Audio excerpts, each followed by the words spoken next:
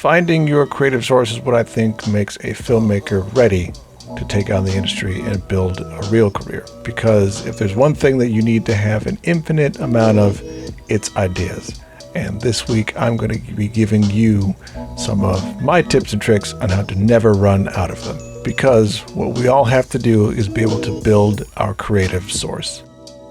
My name is Mars Litica. I am a creator auteur. I blend the practices of the creator economy with the auteur viewpoint of a traditional filmmaker in order to teach other filmmakers how to build creative practices around their work so they can sustain their careers and make the things that they want to and don't go broke in the process. Building a creative source is another step that for most will take a while to really fine-tune and have working for you. But it's essentially, what kind of work do you want to make?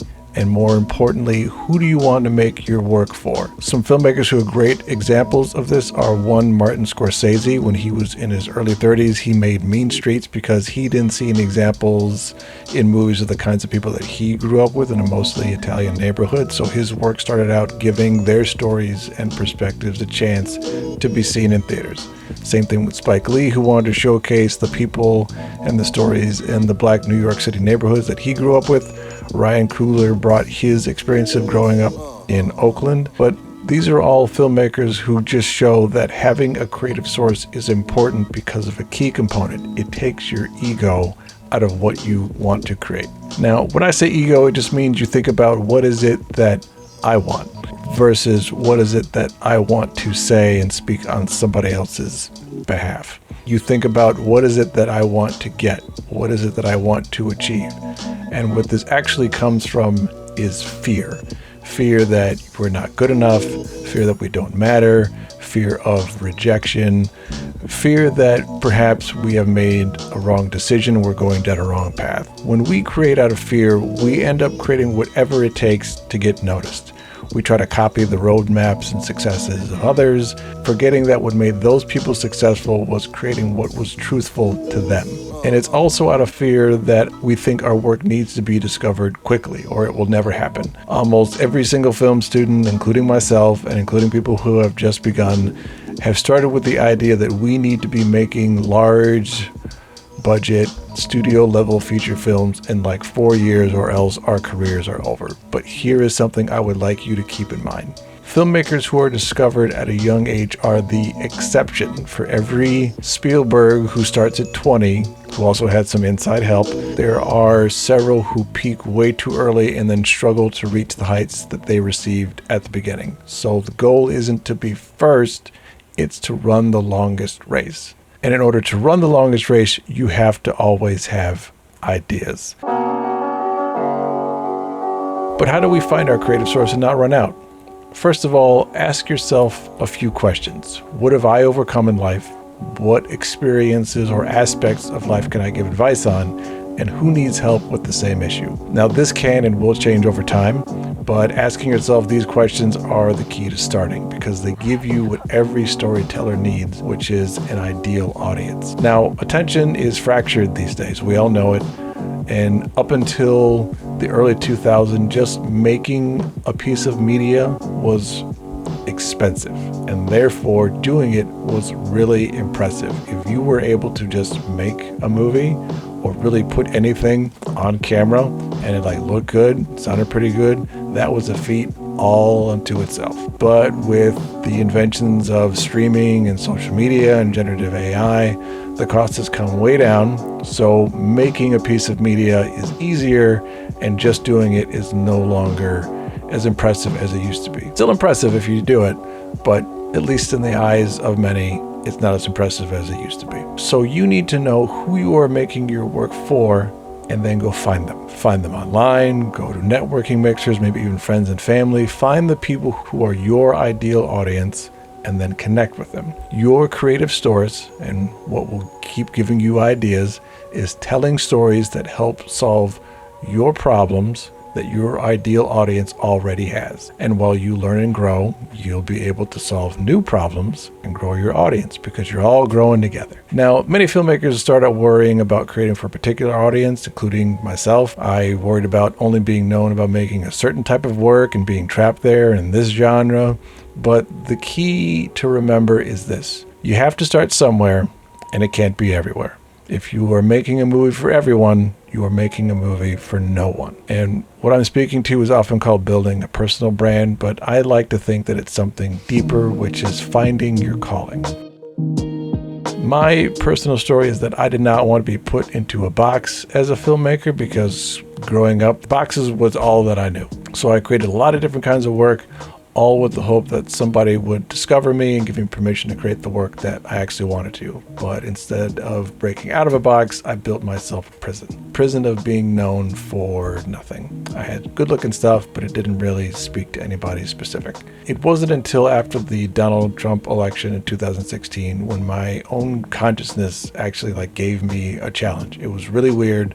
I was sitting there and it was like a version of myself sat next to myself and said this: the world is afraid of people who look like you, so what are you going to do about it? So I started thinking that my creative source had to be talking about the mixed experience, not only being a biracial man in America, but also my experience living abroad as a third culture kid in Copenhagen, Denmark. I started with a blog and then moved into film production, which is where I am now. And the reason for doing this is not just for recognition. It helps me keep focused and stay energized. I have this consistent North Star that I'm constantly headed for, which is creating cinematic experiences for the mixed generation in order to deconstruct the concept of race itself. This helps me not only come up with new ideas, but I also know where I can focus my energy. Before, I was always struggling to come up with the perfect idea, the one that I thought would break through and be the one that would take me to that next level. And now I spend a lot of time actually just shifting and prioritizing all of the ideas that I have, which helps with another unfortunate but rare element of the creative industry, which is the ownership of ideas. Now, you've probably heard countless stories of people whose ideas are either outright stolen or altered by a large celebrity or company. This actually happened to a friend of mine where she had made a short film and then screened it. And then a week later, she saw the character that she had been made being portrayed by another celebrity. It was kind of like, this person stole this from me, but I'm also kind of flattered that it gave this person an idea and they ran with it. So unfortunately, it does happen far too often. But if you have a creative source and you know who your audience is, this will actually start to bother you less and less, because you know that if that idea is something that somebody else has, you can just go and create another one because you have a lot of ideas. Because here is a reality check. If your career is based upon that one idea that gets made, your career is not going to last very long. Any creative industry is about being resilient and constantly coming up with new ideas. Every day you are constantly coming up with something new and compromising on your own expectations. And if one idea doesn't work out, just use another idea. Nothing that we ever do is going to work out how we want it or planned it, but that's okay, because that's how we grow, and actually that's how better ideas happen. The key to coming up with ideas is to explore your mind. If you're not doing it now, ask yourself the questions to build your creative source. What have I overcome in life? What experience or aspect of life can I give advice on? Who needs help with the same issue? Write them down someplace that you can reference quickly. When you're feeling frustrated or you're at a loss, just look at these answers. These are answers that should inspire you and keep you going. And here's actually another challenge that will really let you know how easy it is to come up with ideas. Sit down, spend a few hours, and come up with 100 story ideas. Yes, 100. Don't judge the ideas, don't evaluate them. Just write down 100 ideas. Just challenge yourself once a year to write down 100 ideas for 100 different projects, and you will be surprised how easy it is to come up with ideas. It'll make you confident. It will help you stay focused, because you know that you have just this large well of ideas that you can come back to and keep adding on. Another piece of advice that I think really helps when trying to come up with ideas is to have a practice of journaling. I journal at least once every single day. I write down all of my thoughts and ideas. I use an app called Rosebud, not sponsored yet, but it helps me have the continuous practice of writing, reflecting my thoughts, getting them down on digital paper, and then I'm able to go back to those journal ideas because I always export everything that comes from Rosebud so I can have an archive of it, and it keeps the ideas flowing and going. And sometimes while I'm writing in my journal, a new idea will just pop up into my head. And that's a great way to add to your creative sources just by having a journaling practice to get yourself in the habit of putting your thoughts down on paper. The industry of creating visual stories is changing drastically. The old methods and philosophies are changing rapidly. It is a time of chaos that we're experiencing right now, but it's also a time of opportunity. Capitalizing on this opportunity, though, is going to require some growth on our behalf. We are going to have to change the way that we think and move as filmmakers, the skills that we have, the way that we create work, and also the way that we share it. And there is one essential shift that is necessary to bring us into this new era. And that shift is that it's time to stop pretending. It's time to start asking yourself if you want to be a filmmaker or if you're simply identifying as one.